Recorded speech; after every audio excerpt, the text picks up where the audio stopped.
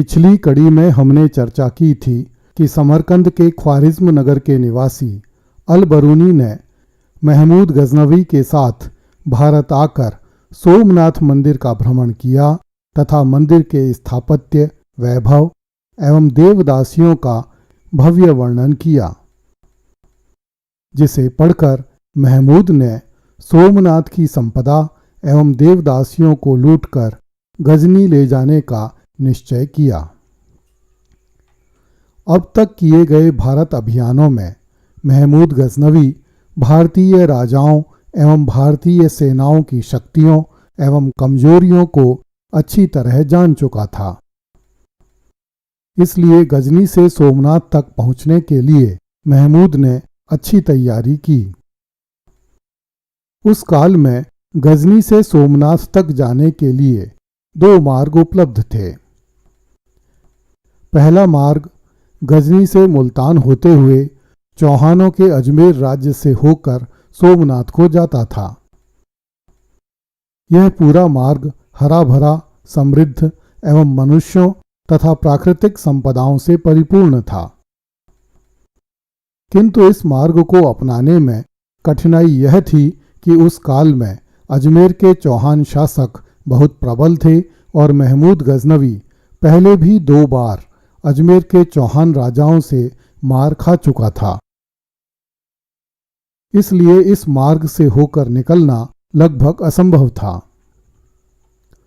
दूसरा मार्ग गजनी से मुल्तान होकर भाटियों के लोद्रवा राज्य होते हुए सोमनाथ को जाता था। इस मार्ग में थार का विकट रेगिस्तान स्थित था, जहां सैकड़ों मील तक न तो पानी की एक बूंद देखने को मिलती थी और न पेड़ पौधों के ही दर्शन होते थे। यह मार्ग जहरीले सांप, बिच्छुओं एवं रेगिस्तानी डाकुओं से भरा हुआ था। इस मरुस्थल में हाथी, घोड़े, बैल तथा गाड़ियां नहीं चल सकती थीं। केवल ऊंट ही एकमात्र साधन था जिसकी पीठ पर बैठकर हजारों सैनिकों को हजारों मील की यात्रा करनी थी।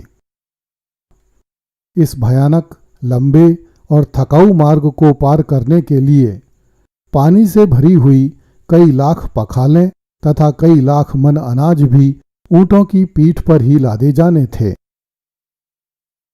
ऊंटों के लिए भी बहुत सा चारा उन्हीं की पीठों पर लादा जाना था।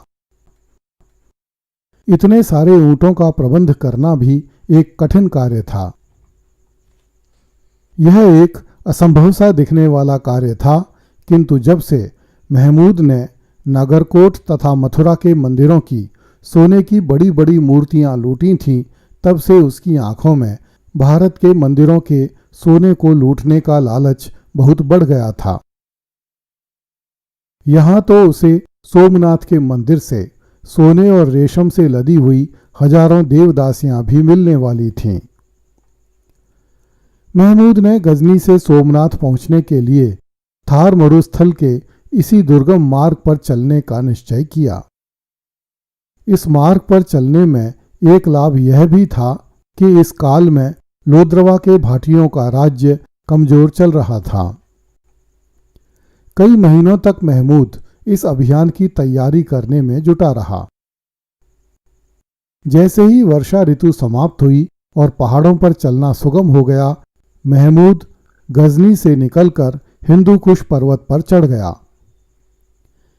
30,000 ऊंटों पर अन्न तथा जल लाद कर तथा 30,000 घोड़ों पर सैनिकों को बैठाकर 18 अक्टूबर 1025 को महमूद गजनी से रवाना हुआ तथा 9 नवंबर 1025 को मुल्तान पहुंच गया। इसके बाद वह पंजाब के हरे भरे इलाके से होता हुआ थार रेगिस्तान की सीमा तक पहुंच गया। जैसे ही थार का विकट मरुस्थल आरंभ हुआ और घोड़ों का आगे चलना असंभव हो गया, वैसे ही महमूद ने अपने घोड़ों तथा बैलगाड़ियों को एक सेना के संरक्षण में वहीं छोड़ दिया। आगे की यात्रा केवल ऊंटों पर की जा सकती थी, इसलिए सारी खाद्य सामग्री और पानी की पखालें ऊंटों पर लाद दी गईं।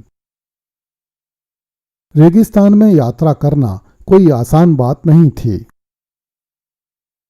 उन दिनों मरुस्थल में चलने वाले काफिले प्रायः रात में यात्रा किया करते थे तथा दिन में किसी स्थान पर तंबू लगाकर उसमें आराम किया करते थे। इन दिनों शीत ऋतु अपने चरम पर थी, इसलिए दिन की तपती धूप तो अधिक परेशान नहीं करती थी, किंतु रात को तापमान इतना गिर जाता था कि मोटे मोटे कंबलों में भी सैनिकों के शरीर ठिठुरते थे।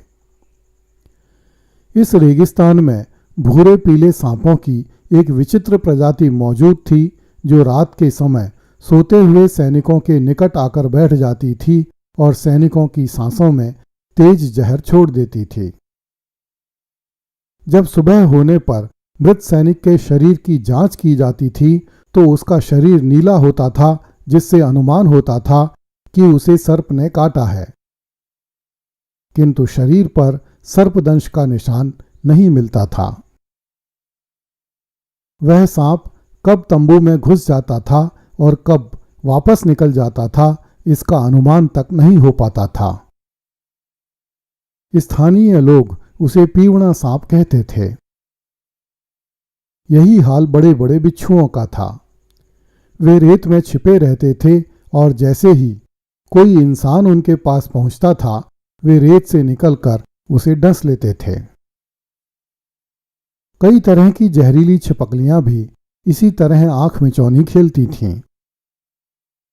वे चुपके से सैनिकों के कपड़ों में घुस जाती और जान लिए बिना नहीं छोड़ती थीं। सैकड़ों फुट ऊंचे रेत के टीलों में सैनिकों के पैर घुटनों तक धंस जाते थे। कोई रास्ता, कोई पगडंडी, कोई ऐसा निशान मीलों तक दिखाई नहीं देता था जिससे यह पता लग सके कि यात्री सही दिशा में आगे जा रहे हैं या नहीं। महमूद की सेना को केवल इतना पता था कि उन्हें दक्षिण दिशा की तरफ चलते जाना है। महमूद की सेना मार्ग में कभी कभार दिखने वाले मरुस्थलीय गांवों के कुछ लोगों को पकड़कर अपने साथ ले जाती थी, जो उन्हें कुछ दूरी तक मार्ग दिखा सकते थे। ऊंटों की पीठ पर बैठे बैठे टीला दर टीला पार करते हुए सैनिक प्राय यह सोचा करते थे कि वे रेत के किसी समुद्र में धकेल दिए गए हैं। कौन जाने कभी इस समुद्र का अंत आएगा भी या नहीं। सैनिकों को पेट की आग और महमूद को सोने तथा देवदासियों की भूख इस यात्रा को जारी रखने पर मजबूर किए हुए थी। अब तक घोड़ों की पीठ पर बैठकर हजारों मील की यात्रा कर चुका महमूद स्वयं को घोड़ों के बिना बड़ा असहाय समझ रहा था, किंतु रेगिस्तान में ऊंटों ने जो गति दिखाई उसे देखकर महमूद हैरान रह गया। वह अपनी अपेक्षा से बहुत कम समय में लोद्रवा पहुंच गया। अगली कड़ी में देखिए, महमूद ने थार के रेगिस्तान में बने पत्थरों के आश्चर्यों को तोड़ दिया। कृपया इस चैनल को लाइक, सब्सक्राइब एवं शेयर करें।